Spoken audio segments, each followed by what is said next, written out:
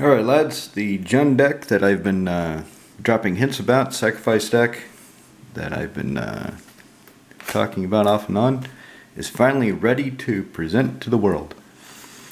I give you my take on Korvald, Curse King, or as my friends and the lads that play with probably call him, Corva the Bastard.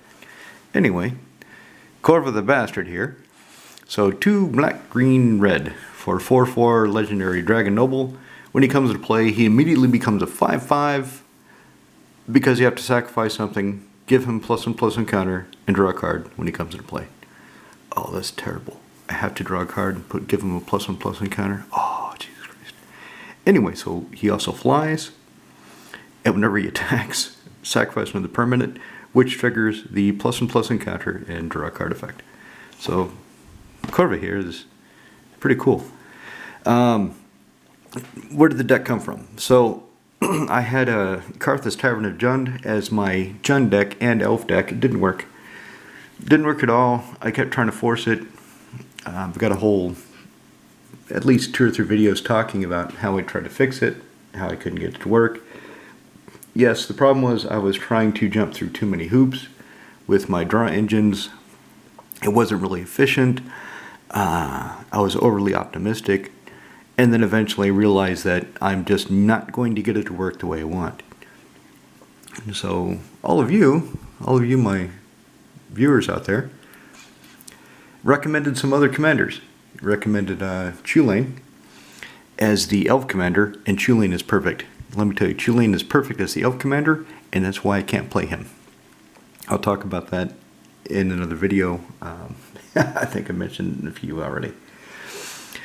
And then I didn't have a Jund commander, and somebody said Korvald, and I read that and I thought, what's that? So I looked it up and I looked at it and I read it and I thought, that's perfect. Korvald is going to be my Jund commander. So how to build the deck? That became the next question. Let's start with the mana base. Let's look at the mana base here. So command tower that comes into play tapped. Dragon Skull Summit. Woodland Cemetery. I don't have a Rootbound Crag. I want to get a foil Ixalan Rootbound Crag. My LGS does not have any. I just haven't ordered it from MKM, Magic Card Market, because it's kind of small and it's a bit of a petty order. And when you see the rest of the cards in the mana base, you're going to say, you've got those and you're bitching about a Rootbound Crag? What the hell's wrong with you? Yeah, fair enough. Woodland Cemetery. I might just go quicker. So I've got the 3 on-color Shocklands.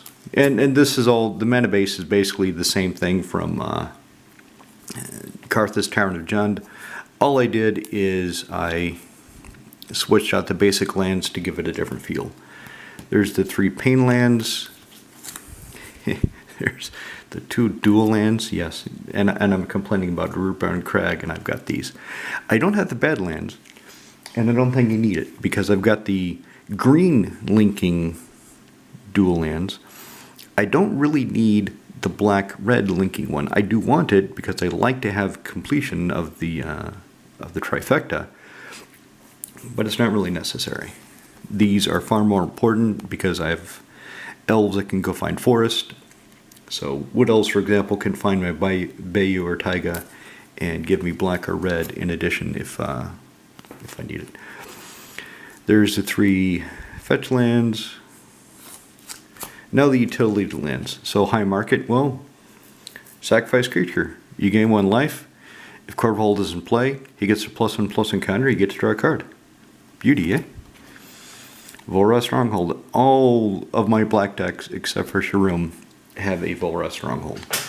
When I started playing EDH, I remembered this card existed, and I bought a bunch of them.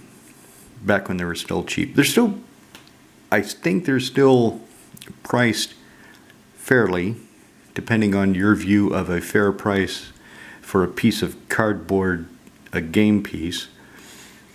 But I don't think the price is that off for what it does. Put a creature card from your graveyard on top of your library. And since it's a sacrifice deck, I expect to need this quite often. It also allows me to, if Korvald dies, I can put him back on top of my library, draw him, and play him again for 5 without paying the commander tax. Or I can just regenerate him. All of my green decks, except for Animar, have a Yevamaya Hollow. Or does I don't... Actually, I can't remember if Animar has one or not. Because Animar, he's so color hungry. He wants his 3 colors as fast as possible. I have minimized all the colorless producers. He doesn't even have a soul ring. He wants colored mana so badly. I can't remember if I have a Yevamaya Hollow in him or not. But he would be the only deck that wouldn't have one because it produces colorless natively. Thawing Glaciers, slow, reliable. It does what it does. It finds basic lands, comes back into play tapped. And I play them in my decks with Burgeoning. These are the swamps I chose. I just chose the con lands for his basics. I didn't want to go buy Eldraine lands. I don't have enough Eldraine lands. I have one of each in foil in my art binder because I love the way they look. But I have so many basic lands in stacks of 13 because what I would do is I have 13 of these because if I make a 2-color deck, I might use 8 of each, maybe more if I just want to go basics. So for all of my basic lands, I bought enough to support at least a 2-color deck without having to go buy extra copies. For single color decks, I have the Zendikar full art lands, I have snow lands, and those allow me to play single color decks without needing to buy more copies of the basic land because I like them all to match. So anyway, so he's using 5 of these swamps, and to me it still kind of fits the feel of Korvald. I imagine a dragon isn't really going to take care of the maintenance on his castle. So this castle has been overgrown. There's the swamps. You have my critical growth. Let's make everything a forest. Fixes my green. Green is the primary color of this deck by far, and you'll see that. So 7 forest, and it's this. Let's look at the foil one. It's just pretty. I like it. You know, you've got this structure. Looks like a storehouse, actually. Looks like a storehouse hidden in the woods. Maybe that's where he stores the bodies so he can go eat them. I've got a Hammerheim just because I like it. I have an extra one, not doing anything. Might as well pull it out of the art binder and shove it into a deck so I see it more often. The remove all land walking ability. Every year it seems that is less and less relevant. We have a little bit of forest walking still. Some island walking, but in my play group,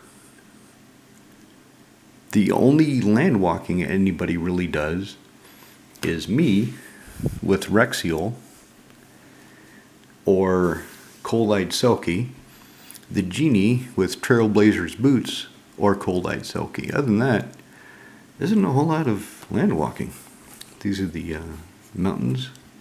I just like the way that looks. And this is probably the Jeskai mountain, but it's so peaceful. I mean, you can just picture yourself climbing this mountain, sitting here enjoying the view, drinking your now warm beer because it took you 8 hours to get to there, unless you fly or teleport because it is magic. Anyway, that's the mana base. Let's get to the heart of the deck. Let's get to what you really want to see. Okay, Burnished Heart. Sacrifice it. Go find 2 basic lands. Yeah, you have to pay 3, but yeah, who cares? Sacrifice it. Trigger Korvald. Go get some basic lands. Solemn Simulacrum. Comes to play. Go find a basic land. deck with Korvald, sack it, draw a card. This is part of Korvald's machine gun.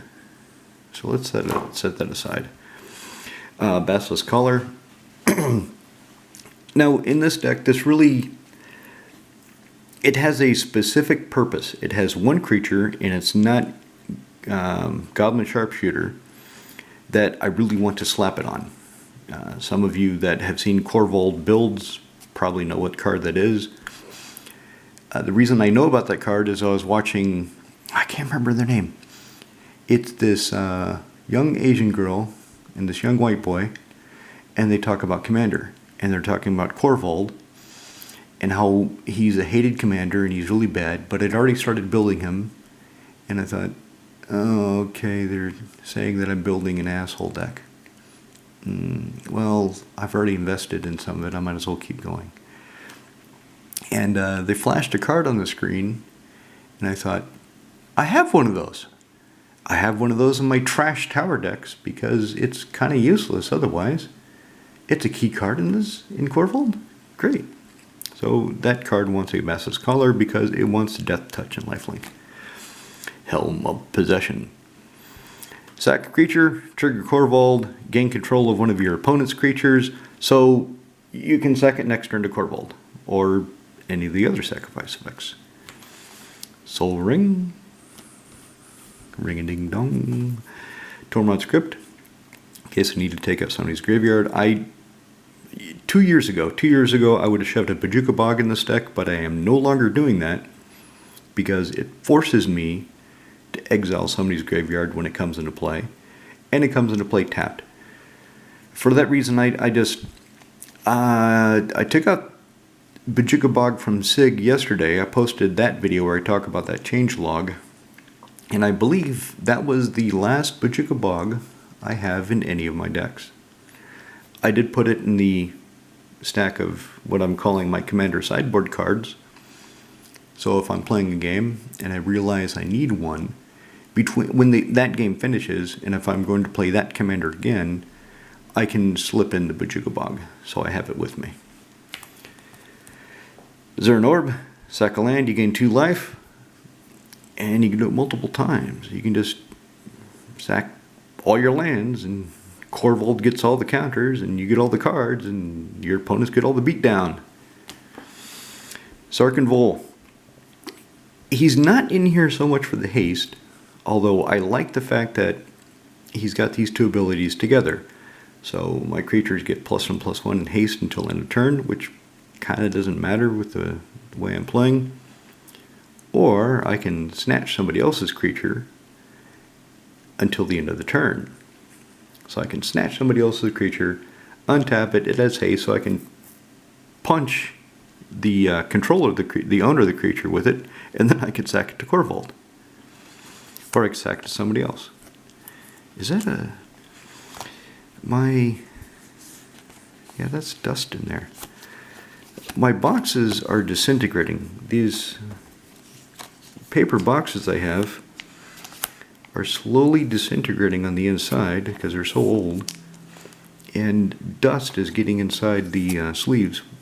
My cards are double sleeves, so I'm not too arsed about it, but I don't like it. This is a new card I got. I opened him. Yeah, I didn't open this one. The full story is my LDS on their mass box opening. What they do is they let people come in to help them. So people they know, people they trust, players can come in, open the boxes for them, sort the cards for them, get some store credit, and that's what I did. I went to Cheney Retiche. I opened 2 cases of Thunder Junction, and in one of the cases I opened this guy, and I had to stop. Wow, he looks cool. He's a 5/5. Black, black, red, red. That's not bad. Flying Trample. So you're telling me I've got a 4-mana 5/5 Flying Trampler. And I still think like an older player because I've been doing this for a long time. And a few years ago, this guy would have been a mythic beast. Wow. 4 for a 5/5 Flying Trampler. Oh, I've got to get one of those. It's a 50-euro card. Now it's like, who cares? And the power creep is just pissing me off lately. I saw the Modern Horizons 3 spoilers, and I just, oh fuck, what is the game going to be like? Anyway, let me get off that. Sacrifice 3 of the creatures. You may put a creature card from your hand onto the battlefield. Activate only as a sorcery and only once each turn. So I can sacrifice the creatures as a sorcery, but I don't have to put anything into play. I don't know why I would do that, but I guess it's nice that I have the option of doing it, sacrificing creatures, triggering Korvald, without any creatures in hand. So I'm going to have to think of that line of play. Anyway, he's still 5/5 Flying Trampler for 4. Deathrite Shaman. It's a Jund deck. He just belongs in Jund, so he's in the Jund deck. Exile land from a graveyard. Get a mana of any color. Exile an instant or sorcery from a graveyard. Each opponent loses 2 life. Exile target creature from a graveyard. I gain 2 life. Yeah, he does some good work. Glissa the Trader. I played her in when it was Jund Elves, I had her in here just because she's a 3/3 first strike death toucher for 3 mana. Which again, to my mind, is not bad. I know these days she would be, there are commons probably that outshine her. But in this deck, whenever a creature an opponent controls dies, I can take an artifact card out of the graveyard, put it in my hand. So Tormod Script, Zerno, whatever my opponents destroy, and this deck has more artifacts. The Jund Elves deck did not have that many artifacts. In fact, it only had a Tormod Script that I pretty much only put in there so Glissa has something to do, so she has something to get back. She's more recovery and protection than a side effect. So I'll see how she works. Here he is, Mayhem Devil. This is the card that, and again, I'm sorry, I can't remember their names. I can't remember the name of their channel. But they flashed this Mayhem Devil on the screen as one of the really obnoxious cards in Korvald. And I see why he's key. And I don't check EDH Rec. I make all my decks myself because I want them to be mine. I will take inspiration. I will take advice. Asking my friends. Asking all of you. All of you basically gave me the idea for this deck. But I don't want to go see a completed deck and copy it. Unless it's from my modern or vintage collections. Then I net deck like a bastard. So this guy, whenever a player sacrifices a permanent, any player, he deals 1 damage to any target. 3 for a 3/3. Okay, well, there you go. There we have an uncommon that is almost as good as this mythic. Power creep. Anyway, let's set him aside. He's part of the machine gun. I started getting funny with the deck. I've got this Mirren of Clan Neltoth. I used to have a Mirren deck, but my opponent started killing my graveyard. It became unplayable reliably because they would kill my graveyard so often. She had no way of really protecting it.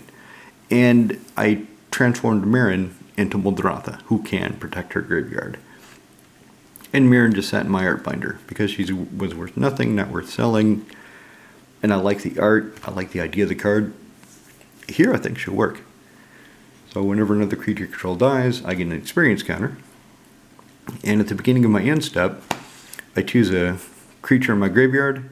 If its CMC is less than or equal to the number of experience counters I have, put it back into play.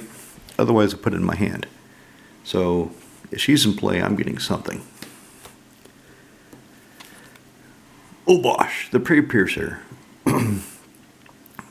The lads decided what they want to do is make a draft, well, sealed 60 card commander deck.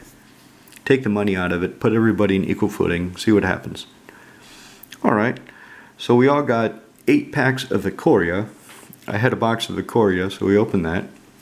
And then I gave them some of the Ratfuck boosters from Modern Horizons 2 from a box that I opened. So they had things to flesh out the deck if the Korea packs were insufficient. My Korea deck is Abzin, black, green, white. I opened this guy, and I thought, this has potential, this is interesting. He's worth nothing. So I kept it, built this deck, decided to shove him in here. If a source I control with odd CMC will deal damage to a perimeter player, it deals double the damage. I don't have that many things with odd CMC, but I do have this guy. So if I have Mayhem Double and Obosh out, Mayhem Double is hitting for 2 a turn. If I have Korvald and Obosh out, however big Korvald is, he's dealing double that damage. So it's not a bad card. I'll experiment with it. If it turns out to be unsatisfactory, I could always just replace him with a Fiery Emancipation, which deals triple damage for any source I control. But it's not a creature, it's an enchantment. I try to shove as many creatures in this deck as possible so I have more things to sacrifice. Speaking of sacrifice, I used to have a Saber deck too. This is kind of like the idea I have with Nekazar, with taking creatures that used to be good commanders and putting them under the command of Nekazar. So I used to have a Saber deck. Actually, that's what happened. Savra became Mirren, who became Moldratha. But I sold my Savra because she was worth something, and I bought this one cheap. What is Savra worth now? Nothing. Nobody wants to play her. And I think she'll be good in this deck. So whenever I sack a black creature, I can pay 2 life. If I do, everybody else sacks a creature. Whenever I sack a green creature, I may gain 2, and I will. This may bullshit, no. Other than that, she's an unsparing 2/2 for 4 mana. Velent and Dean of the Vein. 1 black for a 1/1 menacing lifelink vampire. If a non-token creature, non-token. Exile instead. Well, that makes sense because tokens just get exiled anyway. They hit the graveyard, then they disappear. So I understand why they put the extra phrasing in. If a non-token creature an opponent controls a die, instead it gets exiled. And if Valentin sees this, I can pay 2, and I get a 1/1 black and green pest. When the pest dies, I get 2 life. Flip side, Lisette, Dean of the Root, 4/4/4/4 Human Druid. Whenever I gain life, I can pay 1. If I do, all of my creatures get +1/+1 and trampled till end of turn. The idea is I will play with Valentin for a little while, and then once I have some life gain going on and Valentin dies, probably gets eaten by Korvald for back-talking him, for giving him some sass. Korvald doesn't like sass. Then I can flip it over to Lisette. But anyway, those pests are pretty good. I thought about putting Creekwood Legion here, but Creekwood Liege only gives me 1 creature on my turns. Creekwood Liege costs 1 colorless, 3 black, 3 green hybrid for a 3/3. No, he's a 2/2. He's only a 2/2. Other black creatures control and other green creatures control get +1/+1.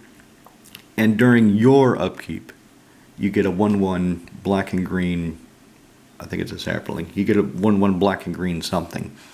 Where when he's in play, it's a 3/3 because he gives black and green creatures +2/+2.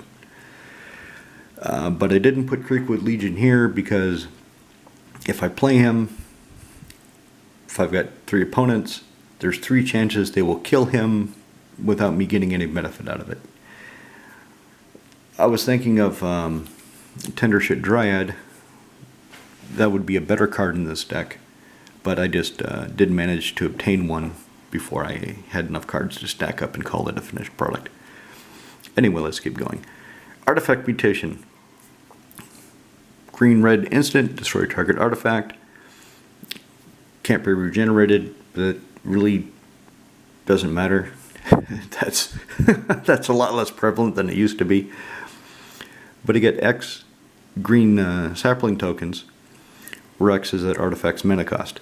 The thing is, probably what I'll want to do is, or probably what I will do, is wait too long to blow up an artifact because I'm waiting for something big. I want a big artifact. I want something that costs 4, 5, or 6 or more to destroy it.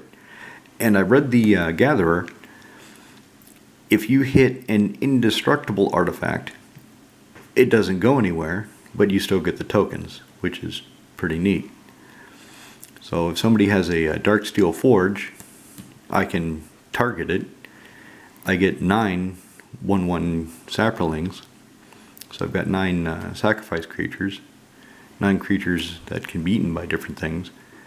But the Darksteel Forge is still there. Maelstrom Pulse. A little bit more control. Takes out all the tokens of one type. Pernicious Deed. Takes out all the things of a set CMC or less. Maybe I should put the Farrakha's Mender back in here. I was thinking of running Farrakha's Mender, but I've got a Timeless Witness, so I took it out. I'm going to think about that. Putrefy. Instantly destroy target artifact or creature. It cannot be regenerated. This kind of fits the theme of Korvald, the Old Rain art. Bone Shredder.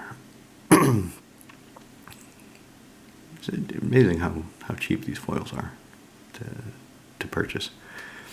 So Bone Shredder, 2 black, 1/1 flyer, comes into play, terrorizes a creature, kills it if it's not black or an artifact, and then has Echo.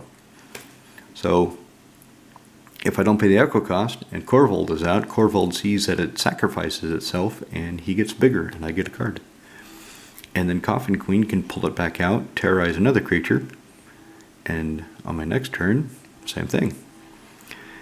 So Coffin Queen, she's now a zombie. She's been errated to zombie. 2 and a black for a 1/1 zombie wizard. I can choose not to untap her during my untap phase. 2 and a black tap. Grab any creature from any graveyard, put in play under your control. If she becomes untapped, or if I lose control of her, for example, if somebody kills her or somebody casts treachery and takes her, they don't get the creature that she has snatched out of the graveyard. That creature will be exiled. So they won't get a 2 for 1. Fleshbag Marauder comes into play. Everybody sacks a creature. Invariably, I sack the Marauder himself. That's what he's for. He's there to make everybody sacrifice, and then he can go away, only to be brought back at a later point in time. Grave Titan. So Grave Titan, the 6/6 Death Toucher, comes into play with 2 creatures I have no reservations about sacrificing. And when he attacks, he gives me another 2 creatures I have no reservations about sacrificing. And he just looks tough. Havoc Demon. Probably most of you haven't seen this card, especially not the Legions version. When this came out in Legions, when it was spoiled, when people realized it was there, they're like, holy shit, it gives all creatures -5/-5? Damn, that's a good card. Yeah, it costs 7. 5/5 flyer, so it's hard to kill. And it was a sought after card when that set came out. Nowadays, nobody cares. I bought this foil one, this foil Legions rare, for I think €10. It wasn't that much.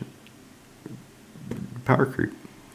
I mean, nowadays you can Toxic Deluge for 3 and give all the creatures whatever life you want to pump into it. What else is there? Languish. Anyway, camera shut off. Languish.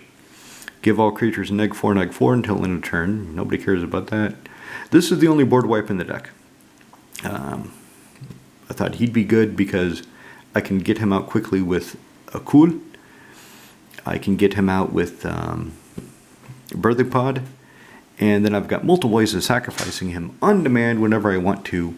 So if somebody's looking at me funny, looking like they're going to attack, or actually attacking me, alright, it's time for creatures to die. Havoc Demon. Liliana Heretical Healer. I bought one of these years ago. I bought one of these close to when the set came out, maybe a year or two after, just because I thought it was cool. I liked the art. I had no place for her. I just kept her in my binder. 3 for 2/3 lifelinker. Whenever another non-token creature control dies, which will happen, she turns into her Planeswalker side, and I get a 2/2 creature that I have no compulsions, reservations about sacrificing. So when she flips over to Planeswalker side, +2, everybody discards card. Neg X, return target non-legendary creature card with CMC X from your graveyard to the battlefield. So if I can get her high, if I make everybody discard for a few turns, I can get something big. Or I can just every other turn discard, every other turn get something small back. The emblem, whenever a creature dies, you get control of it at the beginning of the next end step. Oh, that's pretty cool. I usually don't bother with the emblems on Planeswalkers because I never planned to get to that point. But with her, maybe I will. Who knows? Pitiless Plunderer. A lot of creatures going to die in this deck. Kind of a feature, an intentional function of the deck. Kill my own creatures, kill my opponent's creatures. And when that happens, if he hasn't been one of the creatures that dies, I get a treasure token. And whenever I sacrifice a treasure token, he gets bigger and I draw a card. I should put a Dockside Extortionist in this deck because he's in the colors, but he costs, what, 70 euros now still? I should have bought more copies back when they were cheap, back when I bought the one for Kervek, but I just didn't think about it. Attrition. Enchantment. 1 black, sack a creature, destroy target non-black creature. So attrition can take out artifact creatures. It's not absolute terror, it's more like, I think Doomblade can also take out artifact creatures. I think the only restriction on Doomblade is it cannot hit black creatures. So basically, spend a black, sack creature, Doomblade. Corpse Dance. I want to try this in this deck. I've had this card for a long time. Haven't put it in any of my decks for a long time. Probably ever. So for 5, I can put the top creature card from my graveyard into play. It has haste. And exile it at the end of the turn. Well, if I sacrifice it, then I just ignore the exile bit, which is my intention. So let's say Grave Titan is the top card. I Corpse Dance him. At instant speed, he can be a blocker, a surprise blocker. And then I can send him to the high market. I can slap him with the Helm of Possession. I have multiple ways of killing him, so he goes back to the graveyard, so I can do it again. Dance for me. Dance for me, dance for me, dance for me. Oh, oh, oh. I don't have a singing voice. I'll spare you any further bullshit like that. Death Denied. Return target creature X, creature cards from graveyard to your hand at instant speed. Excuse me. This is in here if somebody hits me with the Bajuka Bog or some other exile graveyard effect, or just tries to steal creatures out of my graveyard, I can say, no, no, no, no, no, those are my creatures. Keep your hands off them. And put them back in my hand. I've had other decks that could have used this in the past. I just forgot about it. Originally, it's from Kamigawa. This is the, what is that? Eternal Masters, Ultimate Masters. Anyway, this is from some Master set. There's so many, I get them mixed up because I just don't care. I would like to get one of the original Kamigawa ones because I like the art. It's pretty cool. But getting a foil one is... I could just go get it. I could just buy it an MKM. But there's so many cards, I could just buy an MKM. I haven't bothered. Eventually I will. Dictate of Erebos. Whenever creature control dies, each opponent sacks a creature, which is going to happen a lot. I was thinking of putting Liege of the Hollows in here. Liege of the Hollows, she's a 3/4 spirit. I believe she's a spirit. Anyway, she's a 3/4. She's on the reserve list. She costs 2 colors, green. When she dies, any player can pay any amount of mana they choose of any color, and they get that many 1/1 green squirrel tokens. I was, in the original idea, I had Lead to the Hollows in here, and then I realized if I give my opponents ways of getting tokens, even if they only spend 3, and they get 3 1/1 squirrel tokens, when I start trying to control the board with the Dictate of Erebos, they're just going to sack those tokens. So I took Legion of the Hollows out. Legion of the Hollow, not Hollows. Hollow, singular. Might put her back in. I'll have to see how it works. Call of the Claw. Remember the Havoc Demon? So if I sacrifice him, give her everything -5, and I have a bunch of creatures, I can flash in Call of the Claw and get a 2/2 green bear for every creature that died on my side. Another way of getting the tokens, another way of recovering. I like it. Cost a Caterpillar, 1 green to cast it, 1/1 bug, 1 and a green. Sack cost a Caterpillar, destroy target artifact or enchantment, put a +1/+1 counter on Corva, and draw a card. Yay! Oh, this is cool. Chetfang, Squirrel. My daughter, she loves this guy. Especially this one back here. And this one up here that's kind of going booga booga booga. Try to focus on it. So this one right here behind his ear, how it's kind of going booga booga booga. Yeah, she when she saw this, she laughed for about a minute. It was just so cute for her. Anyway, so Cheddarfang, 2 and a green for a 3/3 Forest Walker. Yeah, see, Forest Walk is still around. If one or more tokens be credited into your control, instead you get those tokens and that many 1/1 green squirrel tokens. Black, sack X squirrels, target creature gets +X, -X until end of turn. I've been using him in my daughter's modern Gogari squirrel deck, and it's a lot of fun. Yeah, it's just cute, it's just fun, it works. So let's say I have Cheddarfang in play, I cast Artifact Mutation on something that costs 4. So I got 4 1/1 saplings, 4 1/1 squirrels. I've got a lot of things to feed to Korvald, or a lot of things to sacrifice to attrition. One of the tricks of the deck, one of the things I was trying to balance, is having enough creatures to sacrifice. I want to have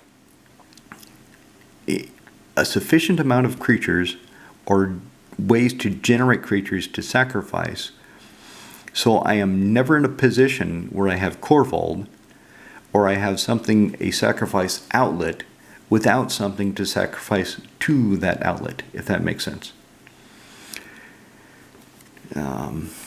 I'll explain it more as I develop this idea.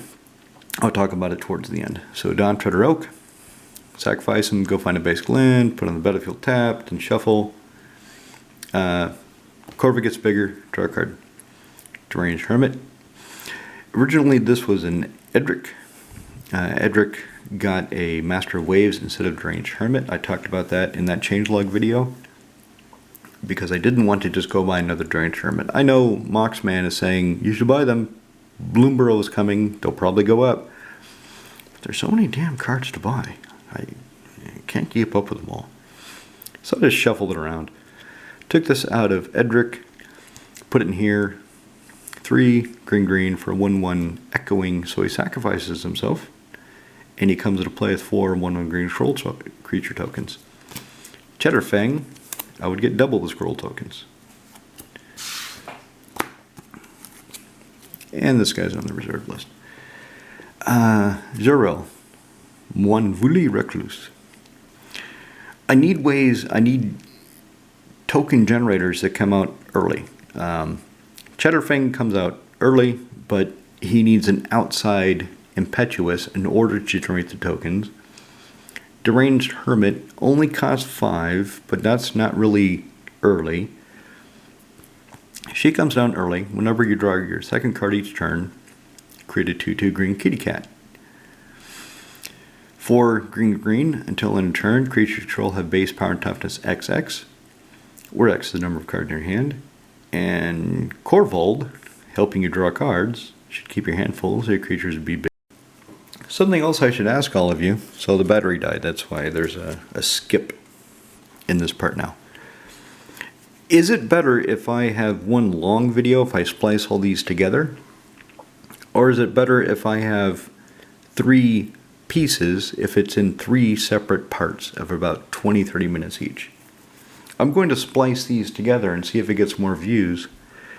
But then again, I won't really know if it gets more views, more finalized, everybody watches more than 3 seconds of it, because you want to find out about the commander, or if it's all in one place and it's just easier to watch. You don't have to click on the next part. So let me know in the comments below if you have a preference, if you've gotten to this stage. Anyway, Jorel. The problem with her is how to draw that second card each turn. With Korvald, it's easy. I will sacrifice something and he will draw the second card. Other than that, the deck, other than Solemn Simulacrum dying, I don't really have that many ways of drawing the second card. I thought about putting a Skull Clamp in here, but I don't have an extra one right now. And I want to, if I buy one, I want it to be the Secret Lair foil, which is still about 40 euros. And there were other cards I wanted to finish the deck to make it playable. So Skull Clamp was not absolutely necessary to the deck, therefore I did not buy one. So I'm still, other than Korvald, drawing the second card each turn to get the 2/2 green kitty cat. It's still questionable. Still don't have a lot of ways to do that. Sack a Tribe Elder. So sack a Tribe Elder, sack him. Go find a basic land, put it in play, shuffle your library. Sporfrog. He was in Savary, he was in Mirren, he's in Muldrotha, and now he is here again. He just doesn't go away from my sacrifice decks. So sacrifice Sporfrog. Fog. Spore Fog. Silver Ranger. 2 for a 1/1 comes into play. Go find a basic land. Show it to everybody. Put in your hand. Then shuffle. Timeless Witness. I don't have an extra Eternal Witness at the moment. All my Eternal Witnesses are in decks, which is pretty interesting because actually I could pull one out of my Modern collection. I could pull one out of my Modern collection, but in a way it doesn't matter. I pulled this out of the box of MH2 that I opened, and I like the art. I would like to get a foil one, but I still like the soft colors, the unfinished aspect enough to that I kept it. And when I was building this deck, okay, I don't have an Eternal Witness. I have this. It costs 1 more, does the same thing. Does spending 4 instead of 3 in Commander really matter? Not usually. So there she is. Tireless Provisioner. I need things to sacrifice. So 2 green, 3/2 Elf Scout. Landfall. Whenever a land comes into play under my control, Create a food token or treasure token. Let's set her aside for a moment. Viridian Zealot. Green for 2/1 Elf Warrior. Spend 1 in green and naturalize something. Sacrificing him. Making Korvald bigger. Wood Elves. When Wood Elves comes into play, go find your Bayou or your Taiga. If you don't have either of them play already, then shuffle. And then sacrifice Wood Elves to Corva. World Shaper. Remember, I've got the Zern Orb in the deck. So it's a bit risky, it's a bit shaky, because he can be killed at instant speed with different things. But if it's clear, I can sack all of my lands to Zern Orb, gain a bunch of life, sacrifice him to something, put all my lands back into play, and for every land coming back into play, get a food or a treasure token. And if everything is working beautifully, and I have Chatterfang out, for every land that comes into play, I will get a food token or a treasure token and a squirrel token. I will just have tokens galore. It's raining tokens. Yavimaya Granger. 2 and a green for 2/2 Echoing Elf, so self-sacrifice. Comes into play, go find a basic land, put it in play tapped, shuffle. Birthing Pod. There's a bit of a disconnect. This is part of the considerations to running Birthing Pod is, okay, so it costs 3 and 1 Phyrexian green, so either 2 life or green. Activation, 1 and a green, Phyrexian green, either 2 life or green. Yeah. Sacrifice creature, go find a creature card of CMC of that mana cost, whatever you sacrificed, +1, put on the battlefield, only as a sorcery. So if I play Yavimaya Granger, I have Birthing Pod out, or I have the mana to cast it. I have Yavimaya Granger, Birthing Pod, I can go find something for 4. And then from the card that costs 4, I can sacrifice it and go find something that costs 5. And then, so that's the chain. And sometimes in building a deck in the initial version, I will have minimal ways of going from, say, 6 to 7. There are 2 creatures that cost 7 in the deck, and there are 2 creatures that cost 6. So if I went to Birthing Pod from 6 to 7, it gets a little bit trickier. In 5, 5 is, I think that's represented pretty well. We'll take a look at that when I get done showing you the cards in the deck. So burgeoning, that's why I have Thawing Glaciers, because I have burgeoning, they go together, they're beautiful. Whenever an opponent plays a land, you may put your Thawing Glaciers from your hand onto the battlefield, so when you start your turn, it untaps. Crop rotation. Sacrifice a land. Make Korvald bigger. Go find your Urborg or Cabal coffers. Put into play. Did I put Korvald? Let's see. No, I didn't. I do not have Urborg and Cabal coffers in this deck. So I don't really need the crop rotation. I can go get Vora Stronghold. I can go get Yavimaya Hollow. I don't have any big mana lands. Okay. Need to think about that. Splendor Reclamation. Back up to the World Shaper. I'm not sure if I need it in the deck. After I played a few times, I'll probably take this out and put a creature in here of some kind. 3 to green. Bring all land cards from graveyard to the battlefield tapped. Spontaneous Generation. 3 to green. Put a 1/1 green sapling creature token into play for each card in your hand. Yeah. Like to have a foil one. I had this in my box of junk because the non-foil is junk. It's not worth anything. It's cool. It's really efficient. If you're playing any kind of creature token deck in green, This card is beautiful. It, I mean, typically, in the worst case, you would have maybe 4 cards in hand, but for 4, you get 4 1/1s. Okay, maybe today that's shitty. Maybe today nobody cares. Let's set that aside for a minute. Skyshard Ranger. Green for a 1/1 elf. I can tap her, put a land into play, only as a sorcery.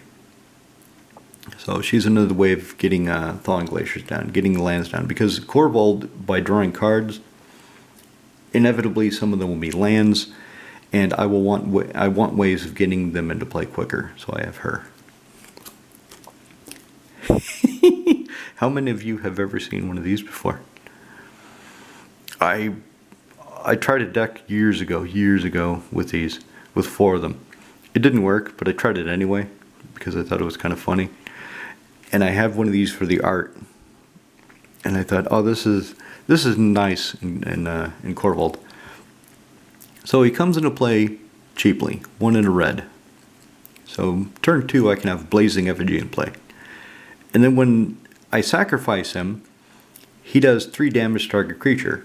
If I have another effigy, and it doesn't have to be a Blazing Effigy, but there are no other effigies in Magic that I know of. If there are, let me know in the comments. You can daisy chain them. So the idea was I would have 4 effigies, and 1 of them would die. He would do his 3 damage to the next one, who would do that 6 damage to the next one, who would do that 9 damage to the next one, who would do 12 if I had all 4 effigies.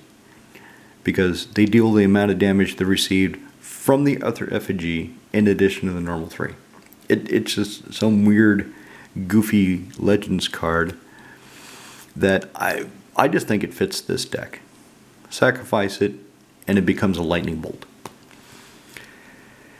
Captivating Crew, 3 in a red for a 4/3 human pirate. 3 in a red.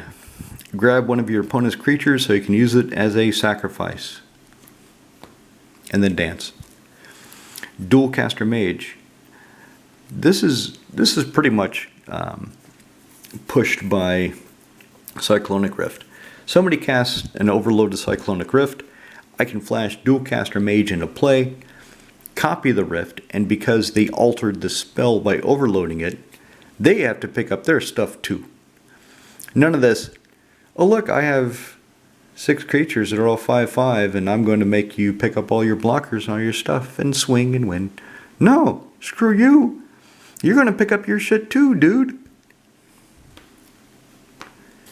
And of course, after the copy resolves and they pick up their cards, we will have to pick up our cards too, because there's still a Cyclonic Rift going off.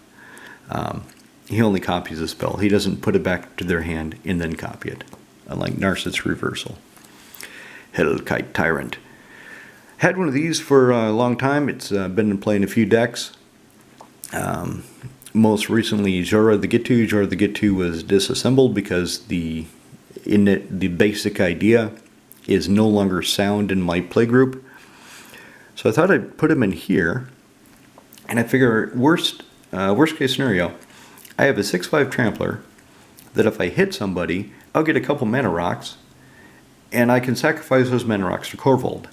It's another way of getting things that aren't mine to sacrifice.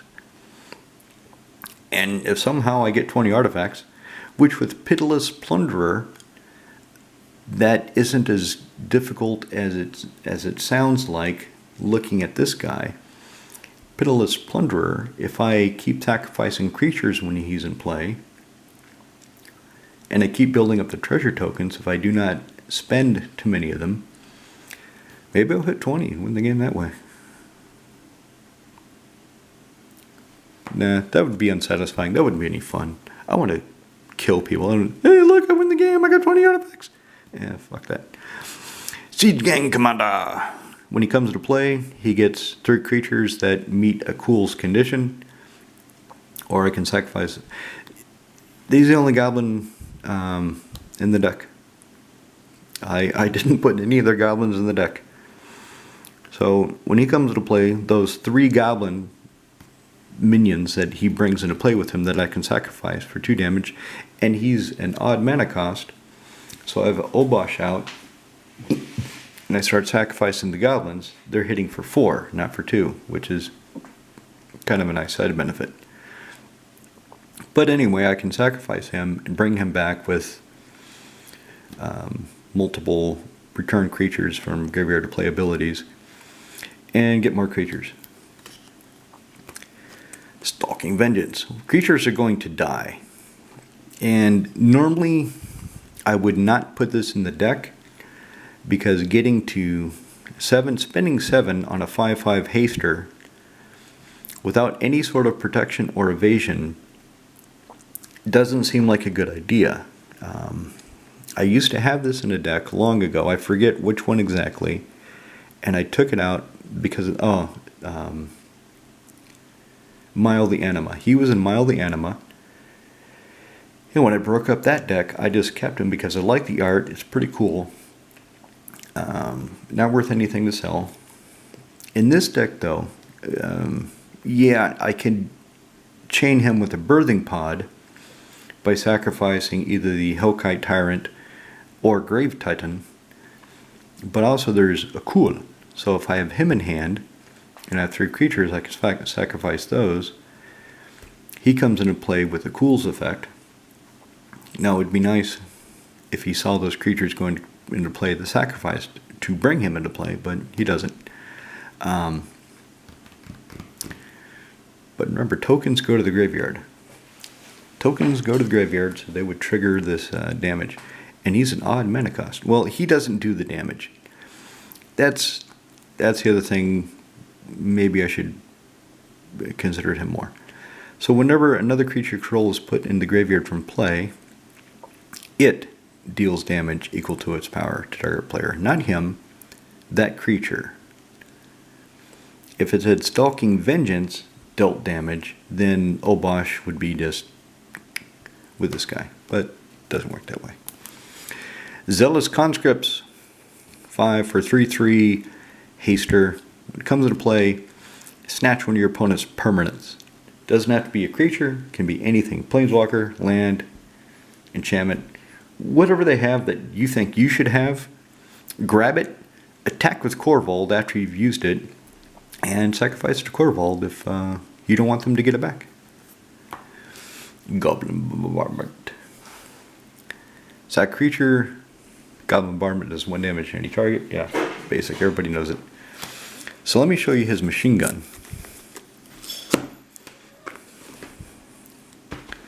This is where Korvald gets dirty.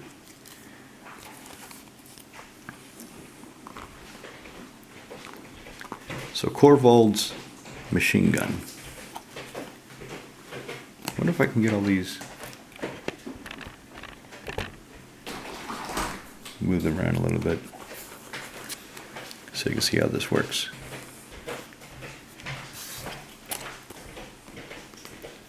Alright, okay. So here's how it goes. And some of you already know this. Some of you are seeing this and yeah, we know this. Just fucking end the video. Quit screwing with us. Some of you don't know it. And that's for those people. So, I have somehow get these in play. I have no way of searching for the Ashen's Altar. I have no way of searching for Goblin Bombardment or Worlds of Wilding. That's why I think I'm free and clear in running this infinite combo. Is because, yeah, he's my commander. I have always have access to him. He's a creature. I have multiple ways of finding creatures. But these 3, I have to draw into. So I'd have a sacrifice creature, add 2 colorless mana to your mana pool. When a sacrifice creature, he deals 1 point of damage to any target. Or I can sacrifice creature for him to deal 1 point of damage to any target, and I get the same effect. Anyway, Korvald, when something is sacrificed, either to the altar, and I need the altar, or the bombardment, so I sacrifice anything. In fact, I can sacrifice him to the bombardment to get the chain started. Sacrifice a creature, 2 colorless mana by mana pool. In response to his card draw, replace it with the Worlds of Wilding effect, where the next time you draw a card this turn, put a 2/2 green bear creature token in play instead. So I don't draw a card, I get a 2/2 bear. Do you see where this is going? And then because I sacrificed a creature, he deals 1 damage to something. Sacrifice the bear, add 2 colorless mana to my mana pool. He would draw, but instead, I put a 2/2 bear into play. He does 1 point of damage to that thing. So, infinite combo. I can also sacrifice him to the bombardment to get it started, to trigger his draw in order to trigger Worlds of Wilding. But I need the altar to keep it going, to keep spending, to keep the mana up. Now, if I have a lot of mana open, just lands, I can do a few shots, but to really get the Gatling gun going and kill everything and everybody, I need at least Korvald, Altar, Worlds of Wilding, and either the Bombardment or the Devil. So he would do damage when something is sacrificed. This, actually no, that won't work. Bombardment won't work. Belay my last. I have to have these 4 exactly, because I have to sacrifice the creature to the altar in order to get the mana to keep paying the replacement effect. So that is the machine gun. This is the, I don't know, banana clip. So that's an infinite combo I have in this deck. But as I said, without the ability to find half of it, having to draw into half of it, I think it's fair enough. I think I can do it. Anyway, tell me what you think. That's what the comments for. Oh, and subscribe. If you aren't subscribed, do it. Subscribe now.